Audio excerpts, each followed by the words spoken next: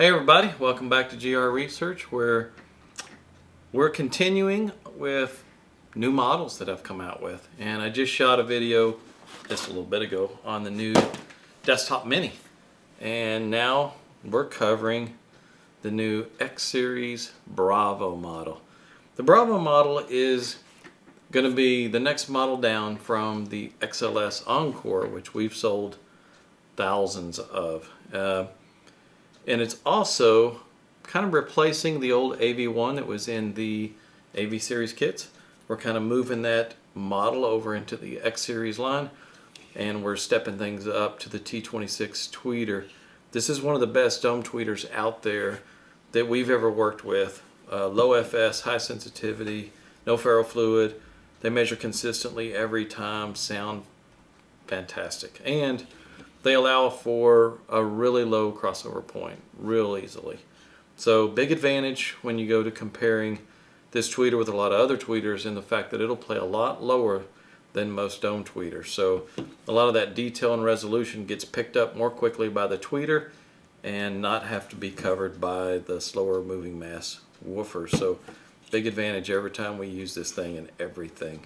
The little Bravo model, like I said, it's the smaller version of the Encore.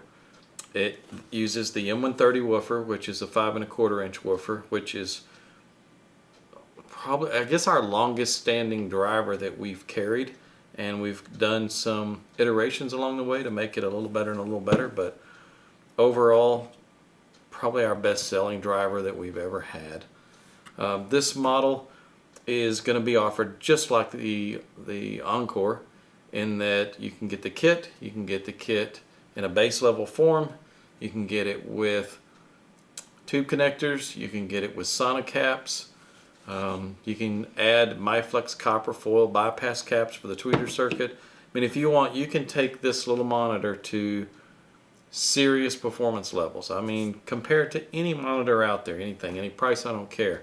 It's going to be right there in that conversation as one of the best mini monitors out there. As you can see here, we've got a fully assembled one here. This one was the test model. I've got a pair of these over here now, and I'm going to do a step-by-step build process where I'm going to show you the entire assembly process from beginning to end.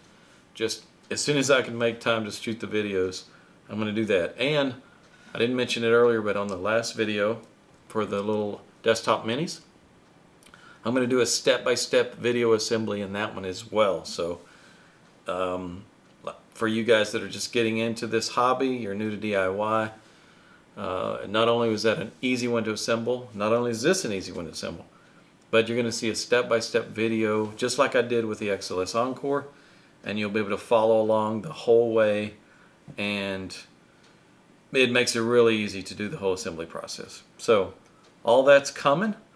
Let's look at the measurements on this thing, because some of the measurements are phenomenal. I mean, these things really measured well. Let's start just by looking at the on-axis frequency response. On-axis frequency response, super smooth. One end to the other is like plus or minus less than a dB all the way across. Looks phenomenal. If you look at the crossover response, you'll see that indeed this tweeter plays down low. It crosses at about 1800 hertz.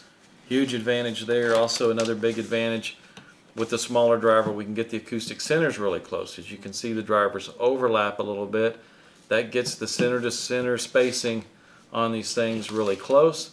That, in conjunction with the low crossover point, means that as you move up or down, you're not changing the time differential very much between these drivers, and the crossover point is at a lower point, so it's longer wavelengths. So it's less of a degree of phase rotation as you move up and down compared to a speaker that has the drivers mounted further apart. So what does that mean?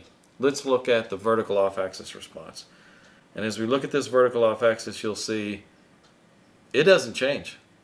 It's the best measuring speaker we've ever had in here for vertical off-axis that uses two separate drivers. You can move all the way up and down anything within the range in front of the speaker, and it doesn't change.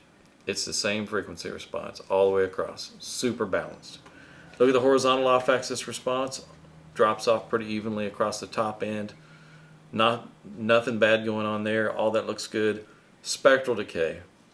Wow. Spectral decay on this thing, super clean. I mean, it really doesn't get much better than this. These drivers are well damped, well controlled. They play the signal and they stop. There is no ringing going on in this thing. It drops off clean. So this is a super clean sounding speaker. Impedance curve, super clean.